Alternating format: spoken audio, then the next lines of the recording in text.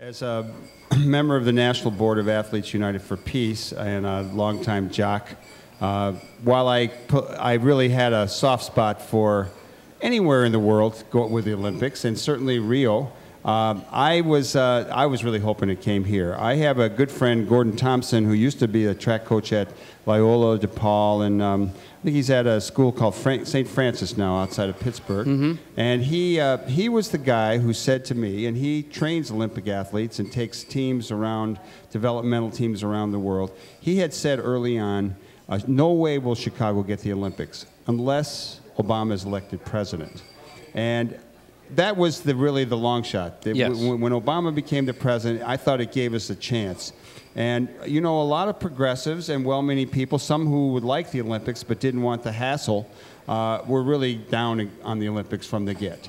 I jokingly say that the progressives a lot of times don't pay enough attention to sports. Remembering my earlier youth in revolutionary organizations where people would call for big meetings on the days of the Super Bowl and stuff like that. So I always thought that, you know, as part of the new man, the new woman, we wanted to be athletes. We're all born with athletic capability, and sometimes it gets socialized out of us. So I was hoping the Olympics would come, and I was really hoping we didn't say anything. We thought if Chicago got it, then we were going to issue a statement, and then we would go at the city and challenge them so that they would leave us some tracks so that the kids would not have to run in the hallways, these kind of things.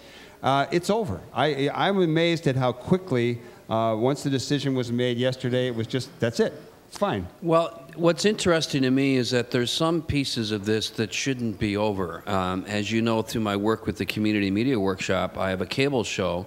And a year ago, I had Conrad Royal, of all people, along with Ben Jarofsky, talking about what he would like to see with the Olympics. So you can't get more progressive than that. And right. There he was talking about the need for a year-round indoor field and track facility, right. Which, believe it or not, the Chicago Public Schools does not have. And even with a big groundbreaking that happened just a few weeks ago by the mayor, it still is not a state-of-the-art facility they're opening up. To the extent that we can use the planning that did happen around the Olympics to actually get some real improvements in our schools for athletes of the future, or some of the other stuff that was talked about but not really get many bucks behind it, like improving our transportation infrastructure, trying to pursue a different kind of sustainable green development as opposed to the same old dumping of concrete into a hole. Those are things we ought to hang on to as part of our Olympic planning legacy and see if we can't, in fact, do a better Chicago for the future. All right. You want to go in the direction here of what we're going to do now, and I like that, and I want to pursue that. But first, I would like to spend a couple of minutes with you, Thom Clark, over why we think Chicago didn't get the Olympics. I think that we are a superpower that has at least two wars going on, one incredibly unpopular war in Iraq that we're beginning to withdraw from. But people forget that for many of the rest of the world, the last 8-9 years is not something that's going to go away quickly. The prior regime conducted an international police action that did not have the support of the world. And this is one way the world can respond to a superpower without having our troops on their doorstep the next morning by saying, no, you can't have our games in your backyard when you're doing this to other people's backyards. So I think the calculus all the way along was pretty much, how is the United States treating the rest of the world? And whether you like this or not, most of the rest of the world doesn't like the way we've been treating them the last 8 or 10 years. And they have good reason to think that. I mean, very little was said in the paper or reports about, they would say, well, it was kind of a little bit of an anti-American vote. But no one really went into that. And we have an opportunity to do that now. I mean, not only do we have this serious issue of torture that really captivated the world and a lot of people here, and was, you know, instrumental in a factor in the election of Obama. But you know, we have this torture going on. We condone torture. We have the Kyoto Treaty, which we rejected in the face of overwhelming support from around the world.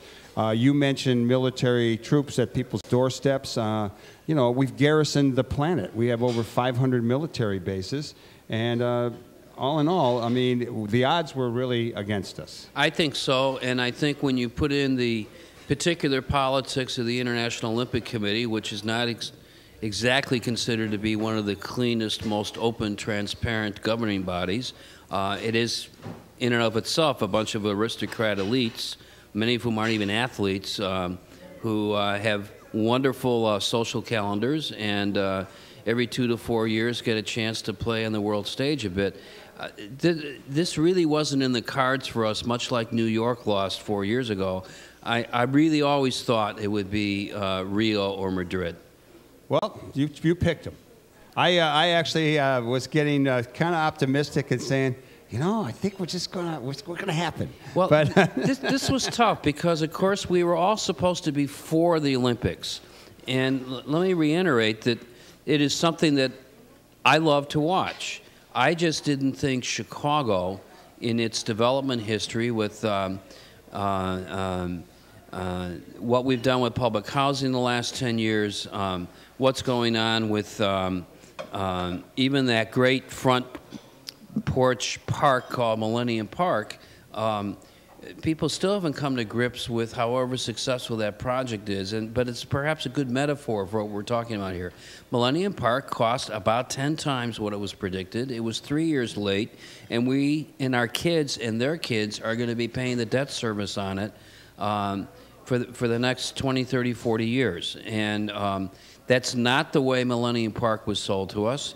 We have the same issue now. No one yet in the media coverage I've seen has talked about how the city has already got skin in the game, remember that word, for the Michael Reese site. We have a $90 million investment in a real estate project for the Olympic Village. I don't know what's going to happen with that, and we've already started tearing down some of those hospital buildings. Could you take some guesses what might happen with it? Well, and if you were the main organizer on a project to reclaim or to move forward after this decision, what might you do around the Michael Reese teardown site situation? Well, the first issue is going to be where are you going to find financing in a soft housing market with foreclosures up the gazoo and too many condos on the marketplace to even finance additional development. I mean, there's too much housing inventory as it is, particularly in the South Loop, not that far away from the Michael Reese site. So putting that practical issue aside for a moment, does Mayor Daley go after Pat Quinn's IDA, the Illinois Housing Development Authority, which has really no bonding authority left and wouldn't know a good affordable housing development deal if their life depended on it?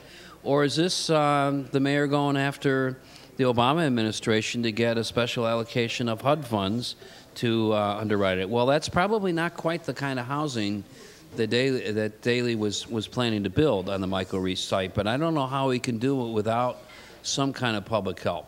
So you're basically saying that steps were already taken to buy and condemn property based on the hopes that we would get the Olympics, and that's going to leave us in another shortfall.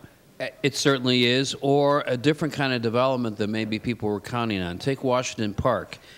Most of the land to the north and west of Washington Park has been bought up by whom the last couple of years? University of Chicago, which is immediately to the east, which is landlocked because of Woodlawn in the south and the president's house in the north, if you will, just to give people a picture of this, and the lakefront on the east. University of Chicago wants to expand. The only way they're going to be able to do that is on the other side of Washington Park. Well, that stadium's not going to be built anymore. Their future athletic fields, as I always saw that real development being intended for, not the residents of that wonderfully designed park who are in the adjacent Washington Park neighborhood, but in fact, University of Chicago students, alumni, and faculty, I thought would be the main beneficiaries. The place where Michelle Obama last worked before she moved to Washington, by the way. I don't know. I think there are a lot of interesting issues about where the development plans that had already taken place for the Olympics are now going to end up.